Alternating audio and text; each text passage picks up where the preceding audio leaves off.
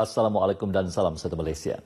Kementerian Pembangunan Wanita, Keluarga dan Masyarakat bercadang menjadikan kursus berkaitan pendidikan keibubapaan yang dikendalikan oleh Lembaga Pembangunan Penduduk dan Keluarga Negara diwajibkan kepada setiap pasangan ibu bapa. Menterinya Datuk Seri Rohani Abdul Karim berkata, kementerian memandang serius untuk mewajibkan kursus tersebut dihadiri oleh para ibu bapa dalam usaha membendung kes pengabaian dan penderaan anak yang kian berleluasa. Jadi oleh demikian, saya memang memikirkan untuk mewajibkan kursus keibubapaan yang diadakan oleh LPPKN. Sekarang ini ianya opsional.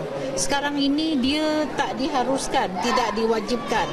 Dia adalah atas kesukarelaan. Jelas beliau, perbincangan terperinci berkenaan perkara tersebut akan diadakan bersama pegawai kementerian, pemimpin masyarakat serta ibu bapa. Datuk Seri Rohani ditemui RTM selepas merasmikan jelajah pendidikan keselamatan keluarga dan anak di Kampung Lingga Tengah dalam bahagian Seri Aman. Beliau turut mengingatkan golongan ibu bapa supaya sentiasa mengawal penggunaan internet dalam kalangan anak-anak berikutan ia merupakan antara punca masalah sosial berlaku. Sementara itu, penduduk di kawasan Parlimen Batang Lupar yang berdepan masalah berkaitan dokumen pengenalan diri atau sijil kelahiran dinasihat supaya berjumpa dengan pegawai khas ahli parlimennya yang berada di kawasan Dewan Undangan Negeri Dun Parlimen berkenaan. Ahli Parlimennya Datuk Seri Rohani Abdul Karim berkata ia bagi membolehkan pegawai-pegawai khas beliau untuk mengumpul jumlah kes yang dilaporkan. Kes tersebut seterusnya akan dirujuk kepada pihak Jabatan Pendaftaran Negara JPN Sarawak semasa program turun padang beliau ke kawasan seperti pemimpin bersama rakyat yang turut membawa bersama pegawai-pegawai atasan jabatan tersebut. Datuk Seri Rohani berkata pendekatan sedemikian sangat efektif kerana kes berkaitan dirujuk terus kepada pihak jabatan itu berbanding sekiranya penduduk sendiri yang berkunjung ke pejabat JPN. Ditemui RTM selepas Majlis Pemimpin Bersama Rakyat di Rumah Wilson Bada, Grand B, Stumbin di Seri Aman, beliau berkata faktor itu merupakan sebab program turun padang beliau dilaksanakan secara strategi Lautan Biru bersama pelbagai agensi termasuk Kementerian Dalam Negeri khasnya JPN yang bertujuan memudahkan segala permasalahan rakyat di kawasan dirujuk segera kepada pihak berkaitan. Beliau menjelaskan kawasan beliau juga tidak terkecuali berdepan masalah yang sama apabila sebanyak 27 kes yang dirujuk sebelum ini telah berjaya diselesaikan. Terdahulu dalam ucapannya, Datuk Seri Rohani mengumumkan peruntukan berjumlah RM5,000 kepada Jawatan Kuasa Kemajuan dan Keselamatan Kampung Rumah Panjang itu selain RM3,000 kepada Biro Wanitanya dan RM30,000 bagi menyokong penganjuran pesta benak yang akan berlangsung awal bulan depan. Beliau turut menyampaikan sijil kelahiran dan kad pengenalan kepada 27 penduduk dari Dun Lingga yang telah berjaya dalam mendapatkan permohonan dokumen pengenalan diri. Fasa pertama projek pembangunan bandar baru Simunjan dijangka bermula pada tahun depan. Menteri di Jabatan Perdana Menteri Datuk Seri Nancy Shukri berkata, projek fasa pertama tersebut merangkumi pembangunan perumahan kos rendah yang melibatkan 200 unit rumah selain pembinaan infrastruktur asas. Beliau berkata projek pembinaan seluas lebih 20 hektar berkenaan dijangka siap dalam masa 3 tahun. Datuk Seri Nancy yang juga ahli Parlimen Batang Sadong berkata demikian kepada pemberita ketika diminta mengulas mengenai perancangan bandar baru Simunjan selepas merasmikan Pesta Simunjan di Pekan Simunjan. Projek pembangunan bandar baru Simunjan dengan keluasan keseluruhan berjumlah 161 hektar akan dilaksanakan secara 3 peringkat serta mengambil masa antara 10 hingga 15 tahun untuk siap sepenuhnya. Selain perumahan, bandar baru tersebut juga akan mempunyai hotel bajet serta kawasan komersial untuk memudahkan penduduk setempat menjalankan perniagaan harian dengan lebih kondusif. Bandar baru berkenaan dilihat akan mengubah lanskap Simunjan apabila siap kelak, terutama daripada aspek sosioekonomi penduduk tempatan sekaligus bakal menjadi pusat pelancongan terkenal di Sarawak. Polis Marin Sarawak berjaya menumpaskan satu sindiket pembalakan haram di Batang Baleh Kapit Jumaat lepas dan menyita sejumlah 469 batang balak pelbagai jenis. Menurut Komander Polis Marin Wilayah 5 Sarawak, ACP Salahuddin Mat Zaman, rampasan terbesar pihaknya tahun ini dianggarkan bernilai RM535,500 yang merupakan jenis kayu berkualiti tinggi seperti meranti, kapur dan jelutong. Ia merupakan hasil risikan pihaknya bersama Sarawak Forestry Corporation SFC lebih seminggu di pedalaman Sarawak itu. Buat masa ini pihaknya sedang mengesan pihak yang terlibat dalam pemalakan haram terancang ini. 3 sekatan jalan, maksudnya ditumbangkan pokok-pokok untuk melengahkan tim serbuan. ACP Salahuddin mendedahkan perkara berkenaan dalam satu sidang media di Kuching. Sebelum itu, para media dibawa menyusuri Sungai Sarawak bagi melihat operasi kawalan polis marin di sepanjang Sungai Sarawak. Masalah tekanan air rendah di negeri ini, khususnya di kawasan Kabong, akan dapat diatasi dengan siapnya beberapa tangki air paras tinggi yang sedang dan akan dibina di kawasan berkenaan. Ahli Parlimen Saratok Tan Sri William Mawan Ikom berkata pihaknya telah mengagihkan tangki air kepada penduduk yang terlibat berikutan dengan mesin pam untuk mengisi tangki masih belum dipasang pada tangki yang telah siap. Katanya masalah tekanan air rendah akan dapat dikurangkan setelah tangki tersebut mula beroperasi sementara menunggu kelulusan pembinaan loji rawatan air untuk menampung keperluan penduduk di kawasan sekitar Roban dan Kabong. So we need to coordinate. I can't really speak beyond it, but I'm speaking from the needs of the people who need water, who don't care from where that arrangement or the solution comes. You know? So I'm probing all effort. I'm consulting people from all angle, federal and state.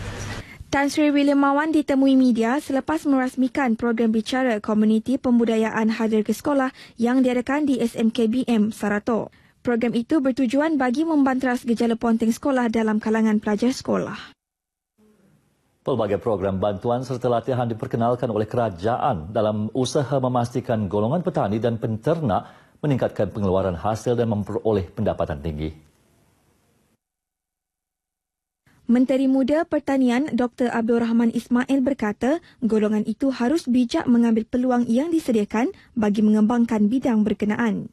Beliau memberitahu demikian pada lawatan kerja bersama rombongan Jabatan Pertanian ke kolam ikan talipia dan ikan keli milik penghulu Andreas Itong Bayong di Kampung Ukong dan Kampung Mengari, Jalan Medamit, Limbang. Dan kita berharap agar penduduk-penduduk penternak-penternak lain yang di Limbang akan mengambil contoh dan iktibar daripada kejayaan Penghulu.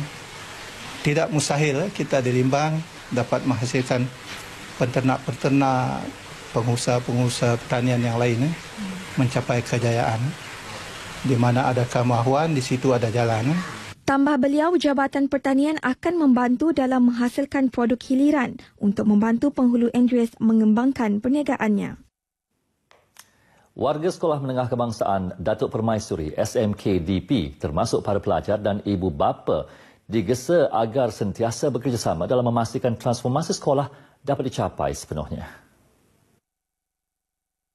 Ahli Parlimen Sibuti Datuk Ahmad Lai Bujang berkata sekolah berkenaan yang terpilih bagi program transformasi sekolah TS25 tidak dinafikan telah menunjukkan perubahan yang ketara termasuk daripada segi kualiti pendidikan menerusi komitmen berterusan semua pihak. Beliau berkata demikian pada Majlis Perasmian Transformasi DP bersama pemimpin Persatuan Ibu Bapa dan Guru PIBG dan komuniti di Miri. Katanya pentadbiran sekolah khasnya pengetua telah memberikan komitmen terbaik dalam memastikan kemajuan sekolah dapat dipertingkat dari semasa ke semasa, bukan sahaja bidang akademik, malah pembangunan sasiah dan potensi pelajar dalam satu-satu bidang.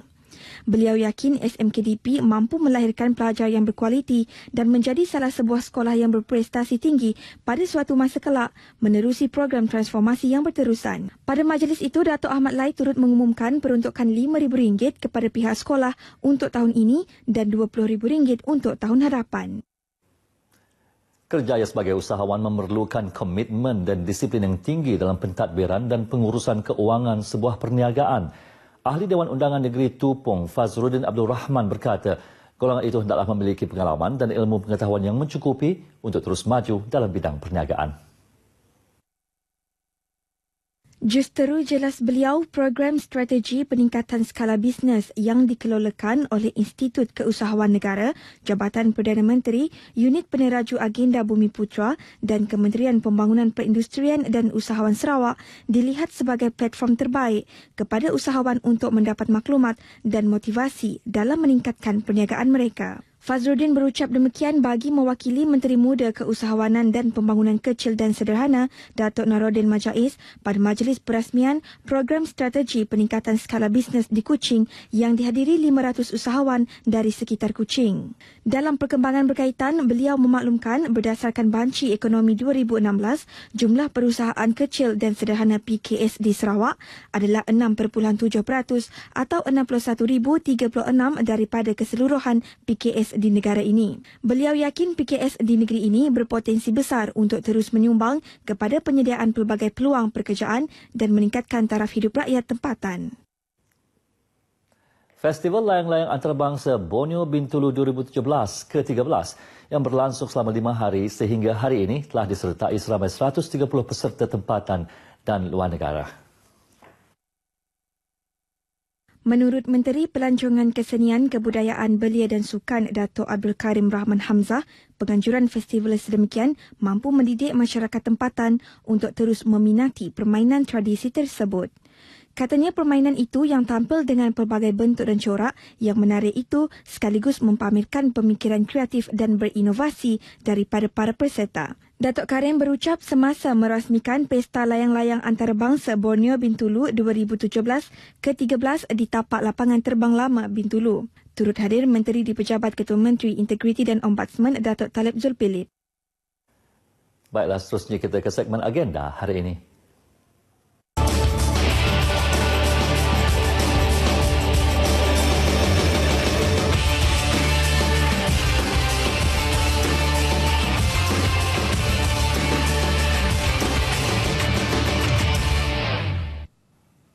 Antara liputan dalam agenda hari ini, pada pukul 8.30 pagi, Menteri di Jabatan Perdana Menteri merangkap Ahli Parlimen Batang Sadong, Datuk Seri Nancy Chukri menyampaikan sesi dialog dan majlis penutupan program transformasi Belia Kawanku Sayang, Keluargaku Kenang di SMK Sadong Jaya Semarahan.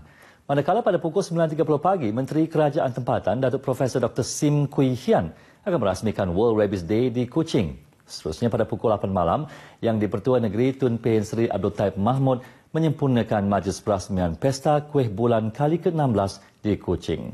Dan akhir sekali, Menteri Muda Keusahawanan dan Pembangunan Perusahaan Kecil dan Sederhana merangkap Menteri Muda E-Dagang Datuk Muhammad Narodin Majais akan menyempurnakan majlis penutupan Pesta Simunjan pada pukul 9.30 malam.